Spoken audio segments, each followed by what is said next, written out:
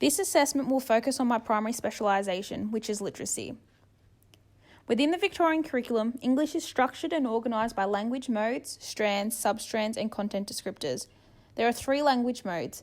They are reading and viewing, which refers to actively engaging and understanding a range of assorted texts and text styles, where students learn about different texts and their styles. They unpack them to understand them as well as learn strategies on how to read. Writing, which is having the ability to learn how to use strategies to write using the writer's process of planning, composing, editing and publishing. Students learn to write in a range of ways that express the individual's ideas and purpose of their text. And thirdly, speaking and listening. Speaking and listening refers to the way students use their voice, how to convey themselves and what they want to say. They also develop strategies for active listening. The 3 language modes are a basis for the curriculum structure. Within each of the language modes, the content descriptors are grouped into 3 strands: language, literature, and literacy. The language modes can be and are used to separate the English curriculum within schools. In many of my placements, they have split your common English subject into 2 individual subjects, being reading and writing. This works well as 3 language modes are interrelated and often support each other with learning. Utilising this tool allows you as a teacher to create lessons for both reading and writing which interrelate. I've seen this used within my placement where they have designed lessons based on explanation texts and also poetry for both reading and writing. When creating a unit, it's important to refer to the English sector of the Victorian curriculum as a planning resource. Utilising it allows educators to create a curriculum overview for your school. According to Short and Burke, curriculum is not a set of unchanging mandates, but rather an organisational device that helps teachers think about their classrooms and the practices that operate in their classrooms. In saying that, using the content descriptors and the elaborations as a base to create a curriculum, as well as form your lessons based on what the students are expected to learn and know regarding them. The Victorian curriculum also provides educators with resources and support for all content descriptors. Using both Fuse and the VCAR resources site, Fuse provides educators examples of lessons that are based on a particular content descriptor, where the VCAR website provides information and guidelines on curriculum planning. When creating lesson plans, it's important to consider the differentiation within your classroom. Therefore, you should refer to the year levels above and below. It can help you as an educator to create lessons with activities or goals for students who are more advanced and for students who need a little more guidance and support. After the lesson, you can reflect and create learning goals for your students based on their understanding. According to Flint, the curriculum outcomes are used to plan, develop learning and assessment tasks, monitor student progress, assess and measure student achievement against intended learning, and report on student progress and achievement. The Victorian curriculum has an achievement standard for each year level. This gives educators an insight into what their students should have achieved by the end of the year for the 3 language modes. This allows the educators to work on a form of assessment which targets the achievement standards, allowing them to report on their students' level of achievement. According to VCAR, Information Communication Technologies, ICT, are powerful tools that can support student learning. It's a new, fun, interactive and engaging way to incorporate literacy activities into lessons. There are many ICT tools that can be used within a literacy classroom. It's important for students to know how to use ICT in an effective and responsible manner. VCAR provides educators with a tool, Information Communication Technologies in English PDF. It provides information on how ICT can support student learning in English. Within English, there are 4 elements of ICT. Creating, which involves students using ICT to create and respond to challenges and tasks. Inquiring involves students to investigate, experiment to develop new understandings. Communication involves sharing information and ideas with peers to construct knowledge collaboratively. Protecting involves students ensuring that personal security and the rights of others are respected when using ICT. There are many other ICT tools that can be used in the classroom that I've witnessed. There are apps on iPads, Apple TVs, videos and songs. One particular software that is used most commonly around schools is Reading Eggs. Reading Eggs is a reading program which was designed by Australian primary school teachers, writers, and developers to teach Australian students how to read. The program aims to make the journey to read fun, interactive, and highly rewarding for ages 2 to 13. They base their program off the 5 essential keys to reading success: phonemic awareness, phonics, vocabulary, reading comprehension, and fluency. The program provides students with a range of learning activities and/or games, lessons, and books which are based on literacy skills. The program has 3 learning sites: Reading Eggs, Reading Express, and Library. Each site has a different purpose as it targets different age groups and reading skills. Reading Eggs provides educators with updates, reports, and certificates on and for students as you can monitor student achievements. Educators also have access to teacher resources, lesson plans, and lesson activities. At my placement school, Reading Eggs is used in an independent reading session for EAL students. Reading Eggs replaces the independent reading for the 30-minute session. It keeps the students engaged as well as scaffolding their literacy skills. Making this change can be important. It allowed the students to work independently for 30 minutes while working towards improving their reading. It also gives the teacher an opportunity to work not only with EAL students, but with other students who may need the help, as well as using the time to deliver group-guided readings lessons. Various websites to show literacy songs and videos, such as YouTube and GoNoodle. They're both resources that are used within classrooms as a visual aspect to learning.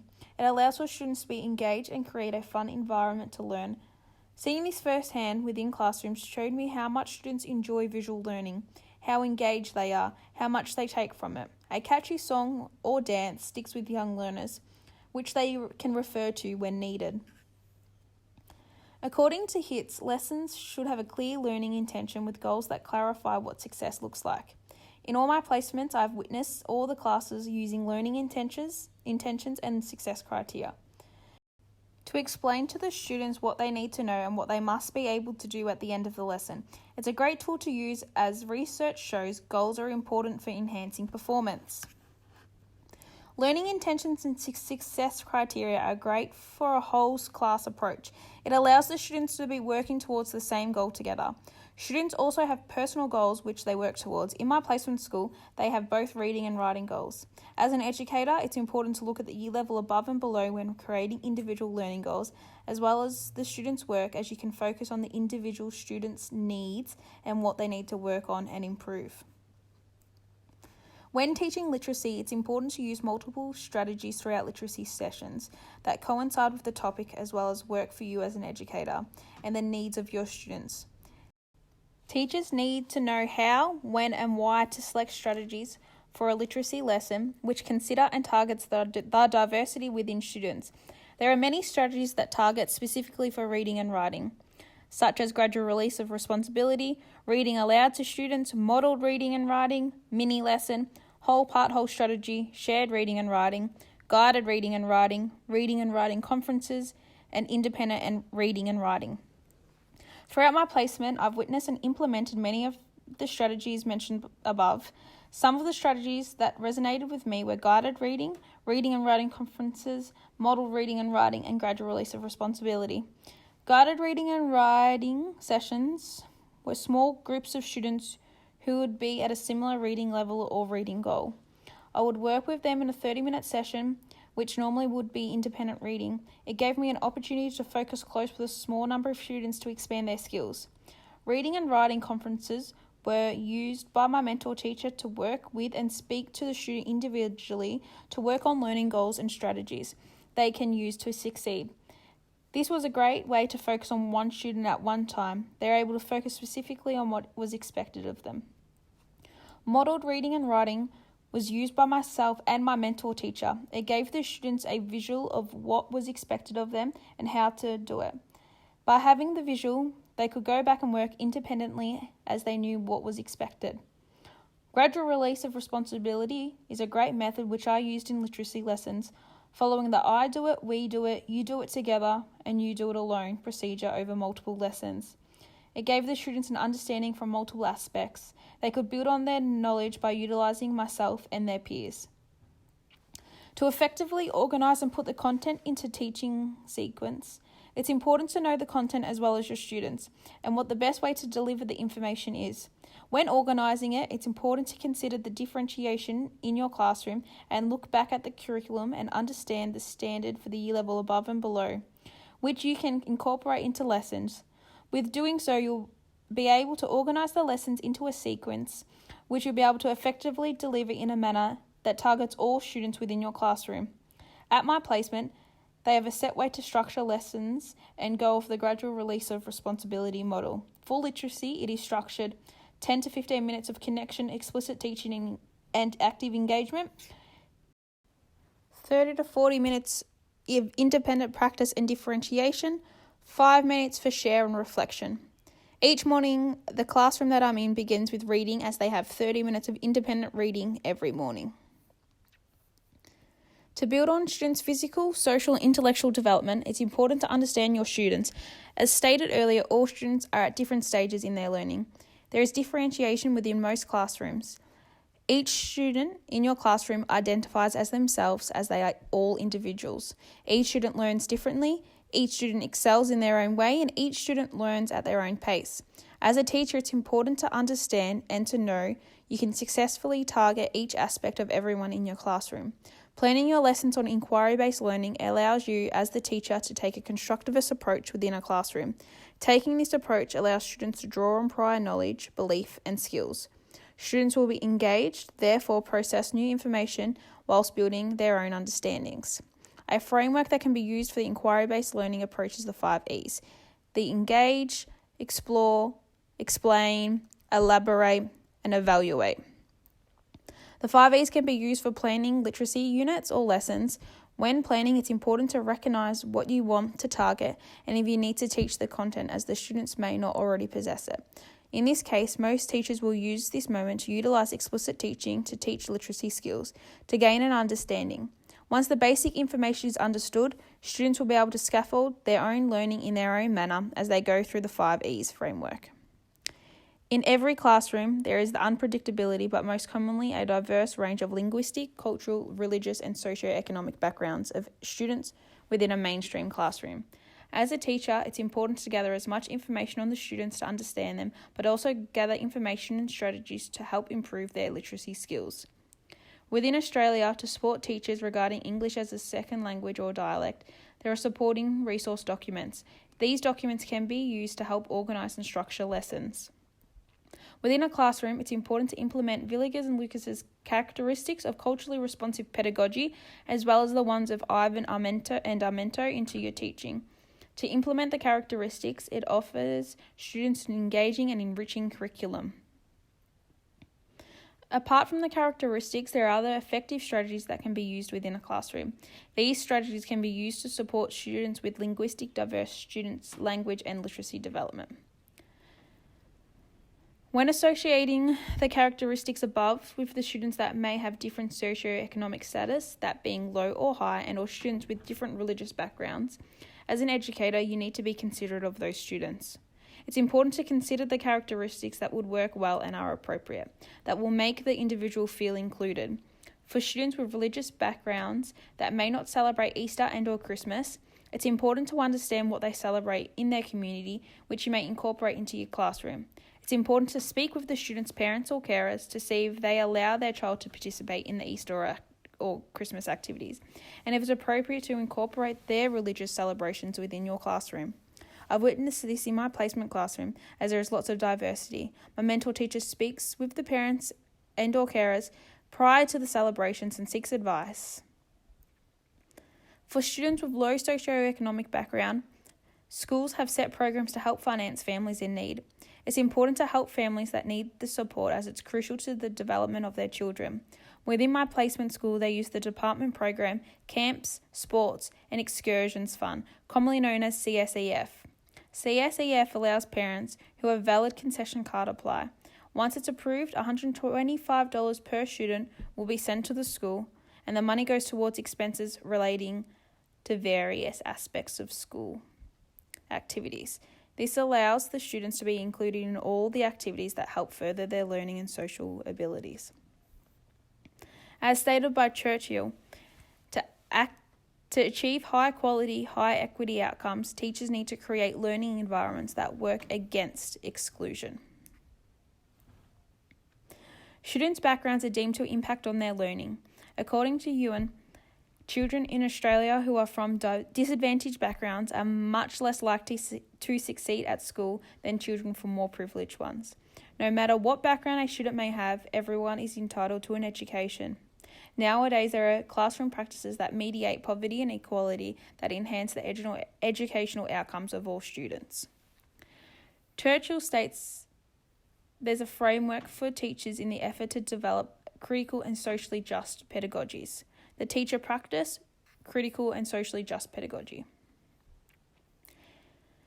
Educators are encouraged to incorporate these principles within their classroom, as well as take consideration the needs of their students whom are deemed disadvantaged. According to Maslow and his hierarchy of needs, the highest level of needs of one student cannot be achieved unless all basic levels of the pyramid are met. Therefore, students cannot maximize their potential until their self-esteem, belongingness, love, safety, and physiological needs are met. In a literacy classroom, it's important to help your students to the best of your ability. If that is recognizing the needs of your students regarding the hierarchy of needs and helping them where possible, it's just to do that. There are many external companies that team up with schools which cater for the bottom levels of the pyramid, or engaging, motivating, and engaging students in reading and writing. Give your students the opportunity to enjoy literacy by providing them with resources they need to excel. That could be books that they enjoy and ideas and ways to connect, which enables them to write. According to Flint, most parents and or carers want to help in the literacy development of their children, but are unsure of how to do so.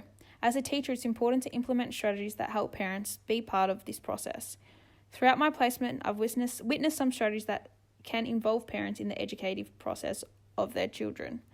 3 of the main strategies that my school have implemented are reading nights, where the program recognises the nights that students read at home. It gives the parents a responsibility of helping and improving their child's reading. By having the parents model reading, read with their child, and or listen to their child read with their guidance demonstrates good reading and a love for it, which encourages their child. Parent notices about topic information of the week.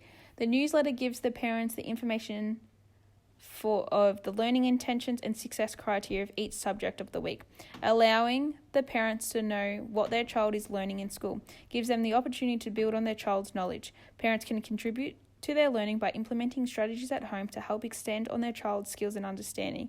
They are able to work on ideas that their child might be lacking or struggling with. They can use the learning intention success criteria as a guide to help improve their child's academic development. And then there's homework.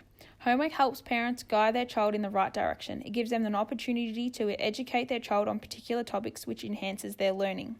It's important to involve parents in the educative process of their child's learning, as children idolize their parents. Having parents interact and be involved in their learning models good behavior and a positive attitude to literacy, which gives their child meaning to their learning. Reporting on students' achievement is detrimental to a student's learning. It's a key element of being a teacher. It allows you to show the progress of your students with the students themselves, their parents and or carers, as well as different departments of the school. As a teacher, it's important to report on your students' academic progress or regress, but also their mental and social interactions. To do so, it's important to have a relationship with all parents of all your students. To build a relationship, it's key to keep in contact and communicate with the students' parents. I've witnessed many forms of communication over my placements. My mentor teachers check in with parents at the start and end of the school day. Notices are sent home to parents. Emails and phone calls to parents are completed. These forms of communication can help a teacher interact with a parent. They can speak about positive or negative moments regarding the student. I've witnessed apps that have been used within a classroom that enables teachers, parents and students to interact and communicate with each other, as well as allows the students to showcase what they are doing in the classroom. The apps are controlled by the teacher, allowing it to be a safe, interactive way to report on student achievement. Other means of reporting on student behaviour can be done by parent-teacher interviews and student reports. This is a more formal way to interact with a parent. It gives the teacher an opportunity to show the parents how their child is going and where their child is at. and what they need to work on. It's important to report on student achievement. It allows the parents and or carers to see their child's development.